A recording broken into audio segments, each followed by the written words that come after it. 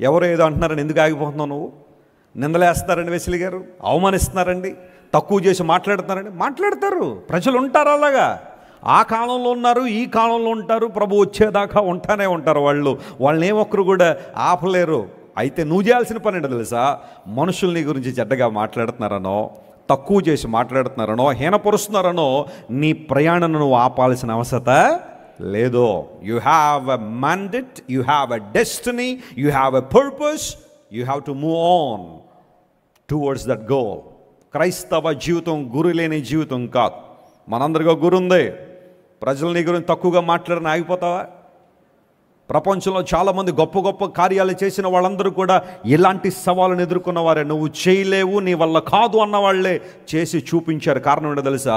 నిందలు వారి ప్రయాణాన్ని ఏం చేయలేదు, ఆపలేదు. అట్టు పిమ్మట యేసయ్య బయలుదేరాడు. ప్రతికూలతల వెనుకకు లాగుతున్నా, అడుగడుగున ఆయన హీనపరిచే వాళ్ళున్నా, అడుగడుగున సాక్షాత్తు దేవుడి లోకానికి వచ్చాడని గుర్తించక ఆయన అవమానపరిచి గేలి చేసి హేళన చేసిన వాళ్ళున్నా, my Jesus went forth to fulfill the purpose that he had. ఆయనకున్న ఉద్దేశం ఏంటి?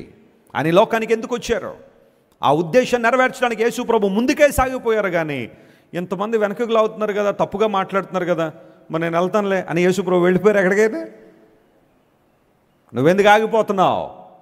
నీ కులం నేను నిందించవచ్చు, నీ మతం నిన్ను తప్పుగా మాట్లాడచ్చు, నీ కుటుంబ సభ్యులే కొన్నిసార్లు నీకు వ్యతిరేకంగా నిలబడి మాట్లాడచ్చు. నీ వల్ల ఇది కాదు, నువ్వు ఇది చేయలేవు. Keep moving. ముందుకే వెళ్ళాలి, ముందుకే వెళ్ళాలి. ప్రభువు నిన్ను నడిపిస్తాడు. అనేక మంది దేవుని కోసం గొప్ప కార్యాలు చేసేటప్పుడు ప్రతిఘటనలు ఎదుర్కొన్నారు.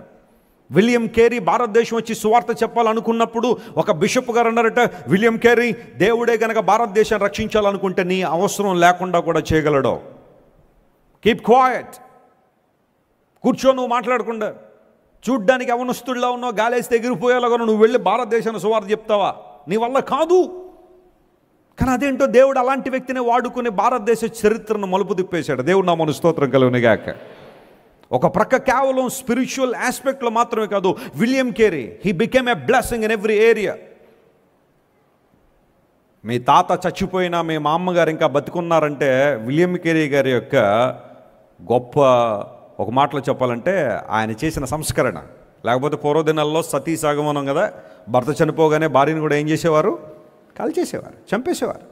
భర్త లేని జీవితం నీకు వద్దు, నువ్వు కూడా ఆయనతో పాటు వెళ్ళిపోతానే, ఎక్కడికి వెళ్ళినా ఇద్దరు సుఖంగా ఉంటారు, మోక్షానికి వెళ్తారో స్వర్గానికి వెళ్తారో ఇద్దరు కలిసే ఉండాలని చిన్న చిన్న యవనస్తురండ్రును కూడా కాల్చేసిన చరిత్ర భారతదేశంలో ఉంది. దాన్ని ఆపింది ఎవరో తెలుసా?